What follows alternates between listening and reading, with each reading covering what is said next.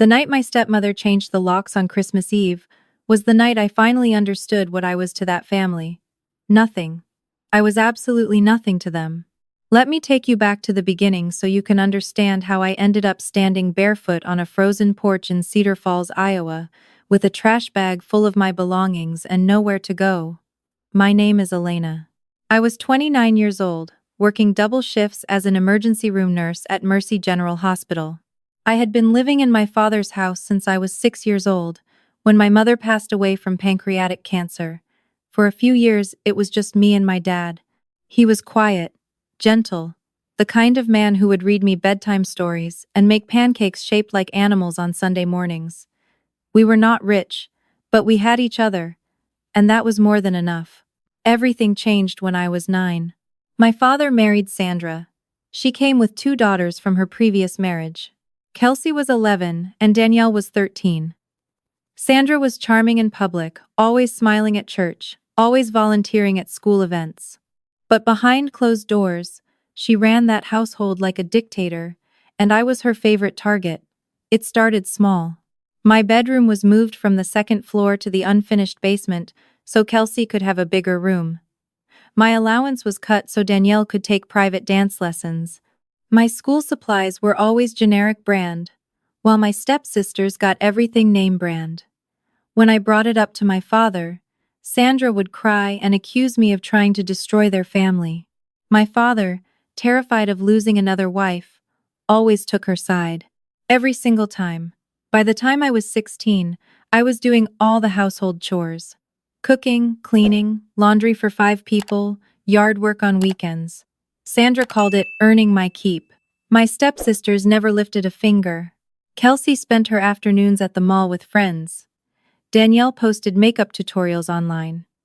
I scrubbed toilets and mopped floors. I graduated high school with a 3.9 gigapascals. I got into the nursing program at the University of Northern Iowa on a partial scholarship. Sandra told my father it was a waste of money to help me with the remaining tuition, so I worked 2 part-time jobs through all 4 years of college. I waitressed at a diner from 6 to 10 every morning before class, and I stocked shelves at a grocery store on weekends.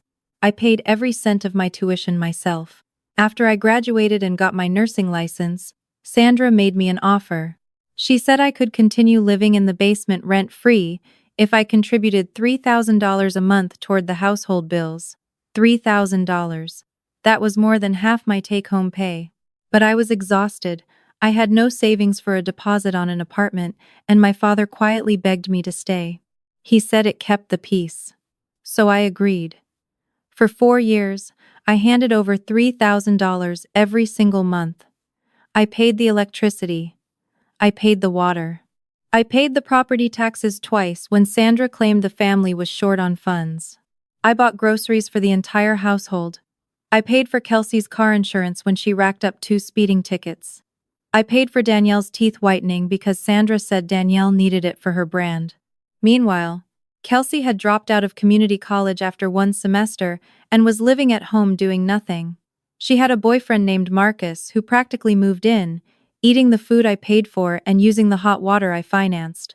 Danielle had moved to Des Moines to pursue social media full-time, but she came home every other weekend with bags of dirty laundry and a list of things she needed Sandra to buy her with, of course, my money. I kept a spreadsheet. In 4 years, I had given that household over $158,000. I never missed a single payment, not once. The Christmas Eve that changed everything started like any other holiday in that house. Sandra had decorated the living room with expensive ornaments. A massive Douglas fir stood in the corner, covered in gold ribbon and crystal snowflakes. The gifts under the tree were all for Kelsey, Danielle, and Sandra. There was nothing with my name on it. There had not been anything with my name on it for over a decade. I had stopped expecting it. I came home from a 12-hour shift at the hospital at 7 in the evening. I was still in my scrubs. My feet were aching. I had lost a patient that day, an elderly man who reminded me of my grandfather, and I was emotionally drained. All I wanted was to take a shower and lie down in my basement room. When I reached the front porch, my key did not work. I tried it 3 times. Then I noticed the lock was different. It was brand new, shiny brass, clearly installed that day. I knocked. Sandra opened the door halfway. She was wearing a red silk robe and holding a glass of wine. Behind her, I could see Kelsey and Marcus sitting on the couch watching a movie. My father was in his recliner, staring at the floor. I asked Sandra why the locks were changed. She took a long sip of wine and said, very calmly, that the family had decided I needed to find my own place. She said I was 29 years old, and it was embarrassing to still be living in my father's basement. She said Kelsey needed the basement for a home gym. She said my things were already packed. I looked past her and saw 3 black trash bags sitting on the kitchen floor. Everything I owned. My clothes, my books, my mother's jewelry box, my nursing school diploma. All of it shoved into garbage bags like it meant nothing. I looked at my father. He would not meet my eyes. He just sat in that recliner, gripping the armrests, staring at a spot on the carpet. I asked him to say something. He opened his mouth, then closed it. Sandra glared at him, and he sank deeper into the chair. That was the moment I realized my father had not been weak all these years. He had made a choice. Every single day, he chose her over me. And on Christmas Eve, he chose to let his only biological daughter be thrown out into 20-degree weather without so much as a goodbye. Sandra dropped the trash bags on the porch and closed the door. I heard the new deadbolt click into place. I stood there for about 5 minutes. The cold was brutal. My scrubs were thin. I had no coat because my coat was inside the house, and Sandra had not bothered to pack it. I picked up the 3 trash bags and walked. I walked 2 miles to the only place I could think of. My coworker Priya lived in a small apartment near the hospital. I showed up at her door shivering, my lips blue, mascara running down my face. She pulled me inside without a single question. She wrapped me in blankets, made me hot tea, and let me sleep on her couch. That couch became my home for the next 3 weeks. During those 3 weeks, I worked every shift I could get at the hospital. I ate ramen and peanut butter sandwiches. I saved every dollar. By mid-January, I had scraped together enough for a deposit on a tiny studio apartment above a laundromat on 4th Street. It smelled like fabric softener, and the radiator made a banging noise every 30 minutes, but it was mine. No one could change the locks on me ever again. Then came the letter. On January 28th, I came home from a night shift to find a certified letter taped to my apartment door. It was from a law firm in Chicago called Whitfield, Pratt and Associates. I almost threw it away, thinking it was some kind of scam. But something made me open it. The letter said that my maternal grandmother, Dorothy Callahan, had established a revocable living trust in 2004 and that I was the sole beneficiary. My grandmother had passed away 14 months earlier. I did not even know she was dead. Sandra had never told me. My grandmother had apparently tried to contact me several times over the years, but her letters and calls were intercepted. Sandra later admitted to throwing away at least a dozen letters from my grandmother over the past decade, convincing my father that Dorothy was a toxic influence. The trust contained $22 million.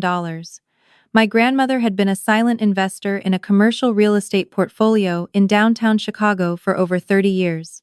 She lived modestly in a small bungalow in Naperville, drove a 15-year-old Honda, and never told anyone about her wealth. She had structured the trust so that it would only be released to me when I turned 29, because she wanted to make sure I was mature enough to handle it. She had also included a handwritten letter. I sat on the floor of my studio apartment and read that letter 7 times. My grandmother wrote that she always knew Sandra was poison. She said she tried to fight for custody of me after my father remarried, but lost in court. She said she spent 2 decades quietly building wealth, so that one day I would never have to depend on anyone who did not deserve me. She said she was sorry she could not be there in person, but that she had been watching over me my whole life. I cried so hard I could not breathe. The law firm required me to come to Chicago to sign the paperwork and verify my identity. I took 3 days off from the hospital, told no one where I was going, and drove 5 hours to the Whitfield, Pratt and Associates office on Michigan Avenue. The attorney, a sharp woman named Catherine Whitfield, walked me through every detail. The trust was airtight. The money was mine, free and clear. No one could contest it, no one could claim it, and no one could touch it. By the time I drove back to Cedar Falls, $22 million had been transferred into a newly opened account under my name. I sat in the parking lot of my apartment building and stared at my banking app for 20 minutes. The number did not feel real. I told exactly one person. Priya. She screamed so loud her neighbor knocked on the wall. I swore her to absolute secrecy. For 2 months, I changed nothing about my life. I kept working at the hospital. I kept living in my studio. I quietly hired a financial advisor through Catherine's firm and began building a diversified investment portfolio. I donated $50,000 anonymously to the hospital's pediatric wing. I started researching real estate in Cedar Falls. Then the leak happened. A clerk at the county recorder's office noticed my name on a large property transaction and mentioned it to her cousin, who happened to be Danielle's hairstylist. Within 48 hours, the entire town knew that Elena Callahan had come into a massive inheritance. I woke up on a Saturday morning to 104 text messages on my phone. 19 missed calls from my father, 23 from Sandra, 11 from Kelsey, 8 from Danielle. The rest were from extended family members I had not spoken to in years, people who never once called to check on me after I was thrown out. I did not respond to a single one. Sandra's first text said, and I quote, "Sweetie, we need to talk. There has been a terrible misunderstanding." The next one said, "You know I always considered you my own daughter." The third one said, "Family sticks together, Elena." I actually laughed out loud at that last one. I laughed so hard I startled my neighbor's cat outside the window. My father sent a long, rambling voicemail. His voice was shaky. He said he was sorry, that he had been a coward, that Sandra had pressured him into the lockout, that he wanted to make things right. He asked if he could come see me. He said, "You are my baby girl, and I love you." 16 words he had not been able to say while Sandra stood over him on Christmas Eve. Kelsey's messages were less subtle. She texted, "So you're rich now and you can't even help your own family? That's cold, Elena. Real cold." She followed it up with a screenshot of a truck she wanted to buy. $42,000. She actually sent me a screenshot of the truck. Danielle called me from Des Moines. I let it go to voicemail. She said she was launching a new lifestyle brand and was looking for investors. She said she only needed $150,000 to get started. She said if I invested, she would give me a 20% stake. She said it with the same tone someone uses when they are offering you a favor. I saved every message, every voicemail, every text. I screenshot everything and stored it in a secure cloud folder. Priya taught me to document everything, and I was grateful for it. The first in-person confrontation happened 5 days later. I came home from a shift to find Sandra sitting in her white Lexus in my apartment parking lot. She had driven 40 minutes to ambush me. When I got out of my car, she rushed over, arms open wide, tears streaming down her face. She said she had made mistakes. She said Christmas Eve was a moment of weakness. She said the family was struggling financially, and that my father had recently been diagnosed with high blood pressure and needed expensive medication. She said she was sorry, truly sorry, and that she wanted to rebuild our relationship. I stood there, keys in hand, and asked her one question. I said, "Where was this apology in January? Where was this apology when I was sleeping on Priya's couch? Where was this apology when I was eating ramen for 3 weeks because you threw me out with nothing?" Sandra's face flickered. For just a second, the mask slipped, and I saw the real Sandra underneath. Annoyed, impatient, calculating. She recovered quickly and said, I know, and I am so sorry, but we are family, Elena. Your father needs you." I told her to leave. She did not move. She said, "Your grandmother would have wanted you to take care of your family. That money was meant to bring us all together." That was the line that broke something inside me. Sandra had hidden my grandmother from me for a decade. She threw away Dorothy's letters. She made sure I never knew my grandmother was sick. She made sure I never got to say goodbye. And now she was invoking my grandmother's name to get her hands on my grandmother's money.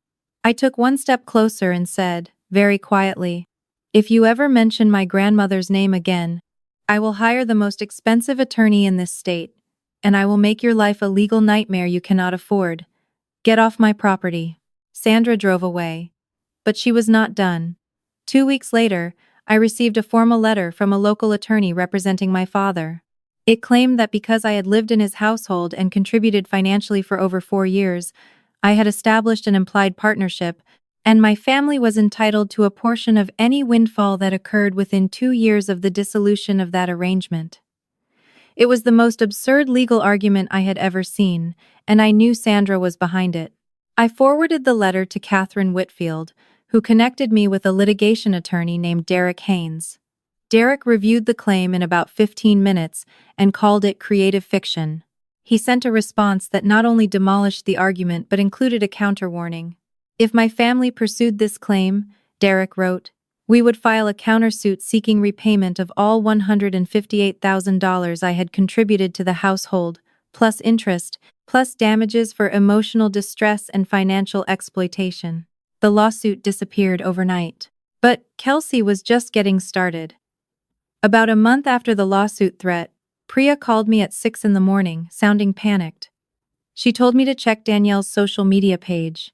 Danielle had posted a 20-minute video titled, "My Stepsister Stole Our Family Inheritance, The Truth."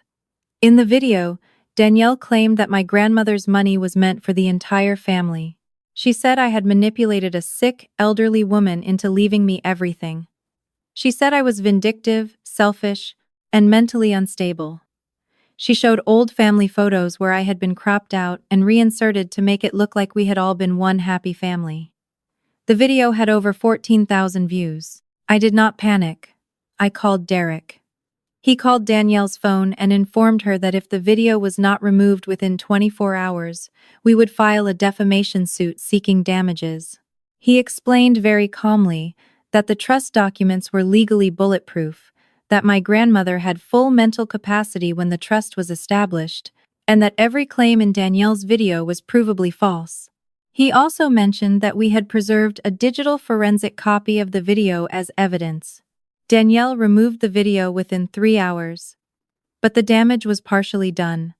Several people in Cedar Falls had seen it. I started getting strange looks at the grocery store. One of Sandra's friends confronted me at a coffee shop, calling me selfish. I calmly took out my phone, showed her the text messages from Christmas Eve, where Sandra told me to figure it out after locking me out, and asked if selfish was really the right word. The woman went pale and walked away without another word. I decided it was time to stop playing defense. I scheduled a meeting with my financial advisor, Derek, and Catherine on a video call. I told them I wanted to do 3 things. First, I wanted a full forensic accounting of my contributions to my father's household over 4 years. Second, I wanted to formally document every instance of Sandra intercepting my grandmother's communications. Third, I wanted to purchase the largest commercial property available in Cedar Falls. The forensic accountant confirmed $158,400 in direct financial contributions, plus an estimated $40,000 in unpaid domestic labor based on regional averages. The communication tampering was documented through postal records, phone logs, and a sworn affidavit from my grandmother's neighbor in Naperville, who confirmed that Dorothy had sent me letters and gifts every birthday and Christmas for 10 years. None of them ever reached me. As for the property, I found exactly what I was looking for. A defunct textile factory on the east side of town, sitting on 4 acres of prime land near the river. The owner was desperate to sell. I bought it for $1.2 million, cash. Over the next 3 months, I poured my energy into a project that would become the most meaningful thing I had ever done. I hired a local architecture firm to redesign the factory into a modern community space. I brought in contractors from across the state. I personally oversaw every detail. When it was finished, I stood in front of the building and felt, for the first time in my life, a sense of purpose that had nothing to do with anyone else's approval. I called it the Dorothy Callahan Center for Women's Independence. It was a fully funded resource center, offering free financial literacy workshops, emergency housing for women fleeing abusive households, job placement services, legal aid clinics, and childcare support. I partnered with the hospital to provide on-site mental health counseling. Priya agreed to serve on the advisory board. The grand opening was covered by 3 local news stations and 2 regional newspapers. The mayor cut the ribbon. Over 200 people attended. I gave a short speech about my grandmother, about how she spent her whole life quietly building something so that someone she loved would never have to suffer in silence. I did not mention Sandra. I did not mention my father. I did not mention my stepsisters. I did not have to. Everyone in that room already knew the story. What happened next was something I did not plan, but it felt like perfect, poetic justice. Kelsey's boyfriend Marcus, the one who had been living in my father's house rent-free, was arrested 3 weeks after the center opened. Turns out he had been running a fraudulent online car sales scheme using my father's home address. Federal investigators traced over 30 complaints back to that address. Marcus was charged with wire fraud and identity theft. Kelsey was named as a person of interest because several of the transactions had been processed through her bank account. Sandra panicked. She called me 11 times in one night. I did not answer. She left a voicemail begging me to help pay for Kelsey's attorney. She said Kelsey was innocent, that Marcus had used her, that Kelsey was falling apart. I listened to the voicemail once, then deleted it. My father showed up at the center the following week. He came alone. He looked 10 years older than the last time I saw him. His hair was thinner, his shoulders slumped. He stood in the lobby, looking at the framed photo of my grandmother on the wall, and started to cry. I walked over to him. I did not hug him. I did not yell. I simply asked him why he was there. He said he was sorry. He said Sandra had controlled everything for 20 years, and he was too afraid to fight back. He said he knew it was not an excuse. He said he had started seeing a therapist. He said he had separated from Sandra 2 weeks earlier and was staying with his brother in Waterloo. He said he did not want money. He just wanted a chance. I looked at him for a long time. This was the man who made me animal pancakes. The man who read me bedtime stories. The man who, somewhere along the way, disappeared inside the life Sandra built around him. I told him that I was glad he was getting help. I told him that I was not ready to forgive him. I told him that forgiveness was not something I owed him. I said that maybe, in time, we could try having one conversation a month, supervised by his therapist, to see if there was anything left to rebuild. But I made one thing absolutely clear. Sandra, Kelsey, and Danielle were permanently cut off. There would be no negotiations. There would be no second chances for them. That door was closed and welded shut. My father nodded. He did not argue. For the first time in 20 years, he did not try to defend Sandra. He just said, "I understand." He left quietly. I watched him walk to his car through the glass doors of the center. He sat in the driver's seat for a long time before pulling away. The aftermath unfolded slowly, like dominoes falling in sequence. Kelsey took a plea deal on the fraud charges. She received 2 years of probation, a hefty fine, and a permanent felony on her record. Marcus got 4 years in federal prison. Kelsey moved into Sandra's house, and the two of them now share the same cramped space they once ruled like queens. Kelsey works part-time at a gas station. She has not texted me since the sentencing. Danielle's lifestyle brand never launched.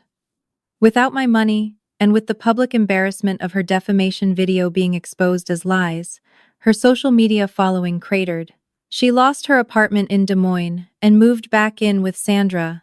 Last I heard, she was selling scented candles at a flea market on weekends. Sandra filed for divorce from my father, hoping to claim half of his pension and the house. But Derek, my attorney, had helped my father file first. The court sided with my father after Sandra's years of financial manipulation were entered into evidence, including the $158,000 she funneled out of my paychecks. Sandra got the minimum the court would allow. She and her 2 daughters are now renting a 2-bedroom apartment in a complex on the outskirts of town. The country club membership she bragged about for years was quietly revoked when her dues bounced 3 months in a row. I visited my grandmother's grave in Naperville on what would have been her 83rd birthday. I brought yellow roses. They were her favorite. I sat on the grass beside her headstone and told her about the center. I told her about the first class of women who came through our emergency housing program. I told her about the single mother who got her GED through our education partnership. I told her that the money she left me did not just change my life. It was changing dozens of lives. Maybe hundreds eventually. I sat there until the sun went down. Today, the Dorothy Callahan Center has served over 300 women in its first year. We have expanded into a second building. I stepped down from my full-time nursing role to manage the center, though I still pick up one shift a week at Mercy General because the ER feels like home. Priya is now the center's director of community outreach, and Catherine Whitfield serves as our pro bono legal counsel. My father and I have had 4 supervised conversations with his therapist. They are slow, they are painful. He cries almost every time. I do not know if I will ever fully trust him again, but I am willing to keep the door open just enough to see if the man who made me animal pancakes is still in there somewhere. As for Sandra, Kelsey, and Danielle, I have not spoken to any of them in 7 months. Sandra sent one more letter, this time to the center, asking if she could volunteer. I did not respond. Some bridges are not meant to be rebuilt. Some bridges need to stay burned so the fire can light your way forward. If there is one thing I have learned from this entire experience, it is this. When a toxic family throws you out, they think they are punishing you. They think you will crumble. They think you will come crawling back, begging for a seat at their table. But what they are really doing, without knowing it, is setting you free. They are removing the one obstacle that was keeping you from building a life that is entirely, unapologetically yours. Being the scapegoat was never my weakness. It was my training ground. Every load they put on my back made me stronger. Every door they slammed in my face taught me how to build my own. And when they finally threw me out into the cold, I did not freeze. I caught fire. Have you ever been the scapegoat of your family? Have you ever had someone come running back the second you found success? Tell me your story in the comments below. Hit that subscribe button if my story resonated with you, and join our community at Recovery Stories for more stories about breaking free from toxic environments and building a life you are proud of. Until next time, remember this. Your boundaries are not walls that keep people out. They are foundations that hold you up. Keep building, keep healing, and never, ever let anyone make you feel like a guest in your own life.